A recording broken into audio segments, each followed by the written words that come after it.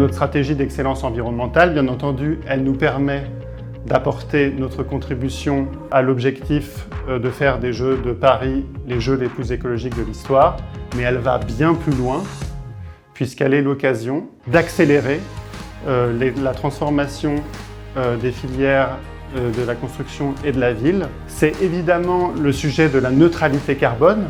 Comment on construit avec moins de carbone, comment les bâtiments qui sont construits permettent à leurs futurs occupants d'émettre le moins de carbone possible. C'est évidemment aussi la question de l'adaptation de nos villes, de nos logements au changement climatique. C'est évidemment aussi l'intégration de la biodiversité à la ville et puis le développement de la circularité de la matière. Le bois est véritablement une composante essentielle de la ville bas carbone.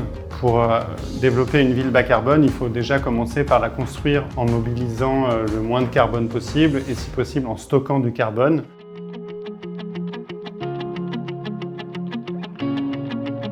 Dès le commencement du projet, il était très clair que les objectifs que nous portions nécessitaient une mobilisation massive du bois dans la construction. Et on n'a pas simplement mis de façon concentrée du bois sur certains bâtiments exceptionnels, on a massifié l'usage du bois dans des bâtiments qui, pour l'essentiel, sont développés en structure mixte qui incorporent du bois et d'autres matériaux.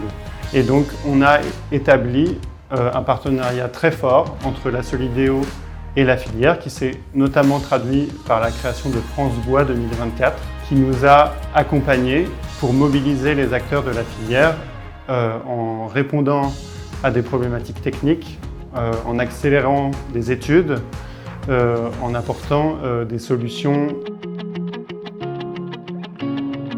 Sur le village des athlètes, par exemple, des bâtiments qui correspondent à 80 000 m² de surface de plancher intègrent du bois en structure.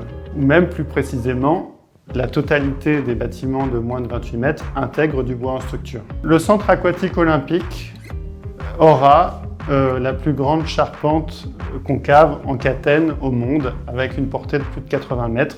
Sa géométrie concave, en plus de ses grandes qualités esthétiques, permet de diminuer le volume d'air à l'intérieur du bâtiment et donc a aussi un effet très positif en matière de performance énergétique. Le bois est aussi très présent dans l'aréna Porte de la Chapelle puisque les charpentes des deux gymnases annexes sont réalisées en bois.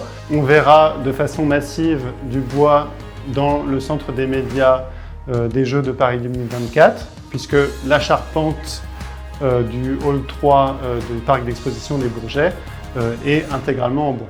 La Solideo a évidemment construit en bois. C'est le cas par exemple du groupe scolaire de Saint-Ouen qui est intégralement en bois. Et d'ailleurs tous les groupes scolaires mobilisent du bois en structure puisque c'est vrai à Dugny et que c'est vrai au Bourget.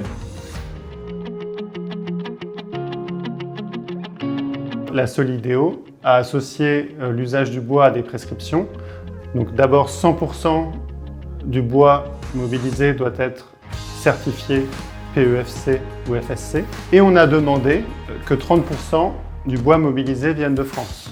Ces deux objectifs renvoient à des certifications pour jeter les bases d'une traçabilité complète du bois qui sera l'un des héritages des ouvrages olympiques et paralympiques.